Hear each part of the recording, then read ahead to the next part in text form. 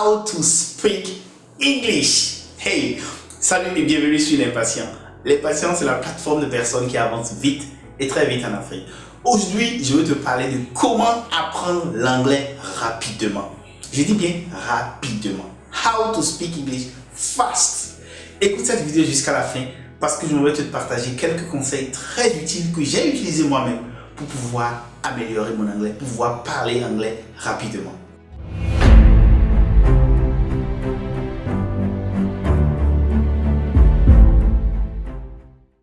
Lorsque je parle de l'international, lorsque j'aide les professionnels à aller à l'international, une question revient toujours.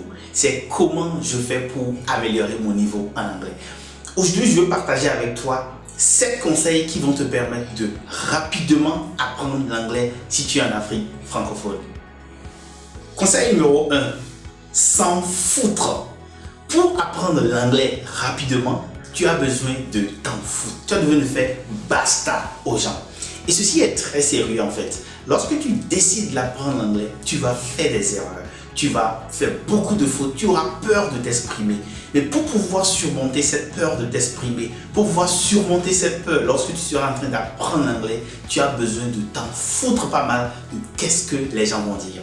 Et je vais te raconter une anecdote. Lorsque j'ai commencé à apprendre l'anglais, il y a eu beaucoup également de personnes qui se moquaient, qui disaient « Ah, tu fais le snobisme, maintenant tu parles comme les Américains, etc. etc. » Et plus intéressant, lorsque tu décides d'apprendre l'anglais, quelque chose va se passer. Seuls les anglophones vont t'encourager, ou les personnes qui sont anglophones souvent vont t'encourager. Les personnes qui sont francophones vont chercher à se moquer de toi. Donc tu as besoin de rester focus sur ton objectif qui est d'apprendre l'anglais. Le premier conseil pour apprendre l'anglais, c'est de s'en foutre et de commencer à apprendre l'anglais. Conseil numéro 2, chaque jour un mot. Pour apprendre l'anglais, tu as besoin de construire un vocabulaire. Tu as besoin de construire des mots pour pouvoir t'exprimer. Pense un peu à un petit enfant. Lorsque l'enfant décide de parler une langue, lorsque l'enfant décide de commencer à parler dans sa langue maternelle, que ce soit le Kinyarwanda, que ce soit le Fongbe, que ce soit le Wolof, l'enfant commence à utiliser de petits mots, etc. Et à partir des mots, l'enfant combine maintenant et fait des expressions et ensuite des phrases. C'est de la même manière. Lorsque tu décides d'apprendre l'anglais, tu as besoin de construire un vocabulaire. Et pour ça, je te conseille un mot par jour et juste un mot par jour. Donc, donne-toi le défi de découvrir un mot par jour. Et qu'est-ce qui va se passer au bout de 30 jours? Un mot par jour, ça devient 30 mots. Au bout de 365 jours, un mot par jour, ça devient 365 jours. Et c'est comme cela que tu pourras rapidement booster et améliorer ton vocabulaire.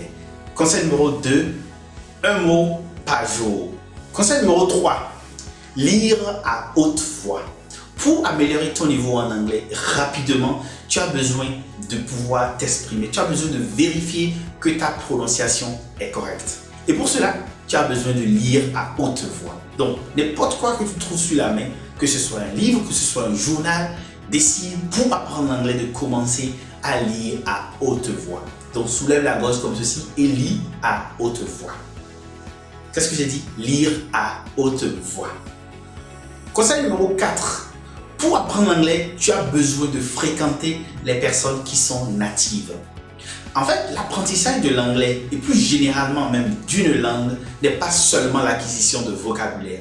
Il vient avec tout ceci, la culture, les manières de se comporter, la manière de penser de cette langue-là. Donc lorsque tu décides d'apprendre l'anglais, tu as besoin de t'approprier comment est-ce que les Anglais parlent, que ce soit les Anglais britanniques, les Anglais américains, les Anglais de Nouvelle-Zélande, etc. Les Anglais même indiens, tu as besoin de pouvoir t'approprier leurs mots de pensée. À ce niveau-là, tu as besoin donc de fréquenter les natifs pour apprendre la culture, tout ce qui vient avec, et surtout pour apprendre des expressions que tu ne pourras pas apprendre ailleurs. En fait, des expressions que certains appellent idiomatiques, mais c'est des expressions qui sont pratiques, qui sont utilisées dans le vocabulaire courant.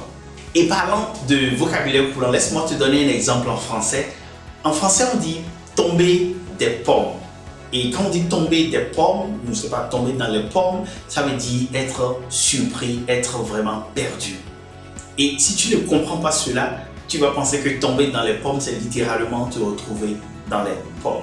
Conseil numéro 4, rester avec les natifs. Conseil numéro 5.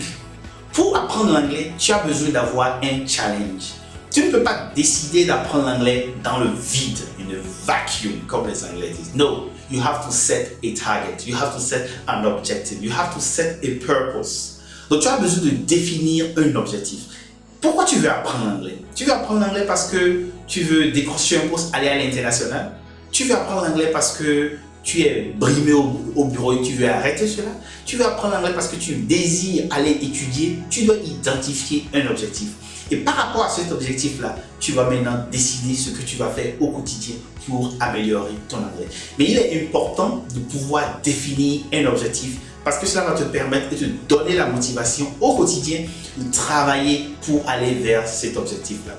Et parlant d'objectifs, lorsque nous aidons les professionnels qui veulent aller à l'international, nous mettons un point d'ancrage sur l'anglais. Et dorénavant, dans le programme Départ 7, tu peux le voir en commentaire, nous avons commencé à offrir l'anglais aux professionnels.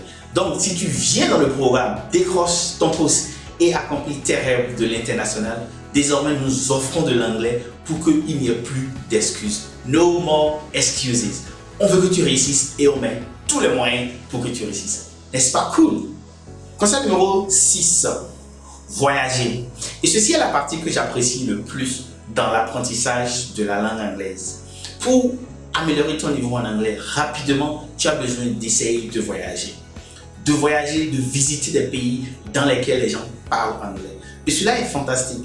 Quand j'ai commencé à apprendre l'anglais de manière plus sérieuse, en 2009, j'ai eu la chance de voyager, d'aller au Ghana. Ensuite, en 2014, je suis allé en Inde. Et après d'autres voyages, en Chine, aux États-Unis, etc. Mais l'idée ici, lorsque tu décides d'apprendre l'anglais, il faut voyager. Il faut voyager pour un moment pour pouvoir faire ce qu'on appelle de l'immersion. Tu peux faire de l'immersion certes en écoutant tous les jours des conversations, des audios, mais une immersion dans le pays est toujours très utile, est toujours bénéfique. Et parlant de voyage, j'ai écrit un livre phénoménal qui s'appelle 365 cours réussis du voyageur, conseils pratiques sur l'entrepreneuriat, le leadership et l'amour. Et dans ce livre, je raconte en fait mes expériences de voyage. C'est un livre phénoménal. Je vais mettre en commentaire des centaines de personnes qui ont acheté ce livre à travers l'Afrique. Et c'est un livre qui se trouve présentement en Côte d'Ivoire, au Bénin, au Rwanda, en France, à Bamako, au Sénégal, au Burkina Faso, au Togo, à Lomé. Le livre est déjà parti en Espagne et également au Brésil. Donc c'est un livre voyageur comme son nom le dit. Si tu es intéressé, regarde en commentaire, j'ai mis le lien pour se procurer une version de ce livre-là. Et c'est un livre très intéressant parce que c'est là même en carton. Donc ça va faire tout le temps. Donc pour améliorer ton niveau en anglais, tu as besoin de voyager. Travel, travel and travel the world. Conseil numéro 7. Pour apprendre l'anglais rapidement, tu as besoin de commencer now. Oui, il ne sert à rien que tu sautes de vidéo en vidéo pour aller voir comment on apprend l'anglais rapidement. Je suis très sérieux. Pour commencer à apprendre l'anglais rapidement, commence maintenant.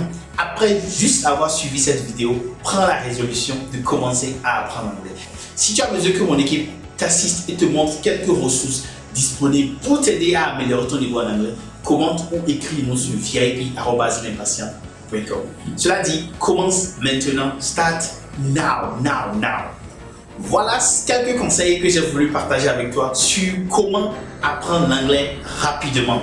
Dis-moi ce que tu penses de ces conseils. Quelle astuce toi tu as utilisé si tu es déjà conversationnel ou fluent en anglais. Partage cette vidéo également. Cela peut aider quelqu'un car partager, c'est grandir ensemble en Afrique. Je suis Marius Chabi, j'aide les professionnels compétents à aller à l'international, devenir manager et y exceller. And I do this in English as well. Thank you for your attention and take care. Bye bye.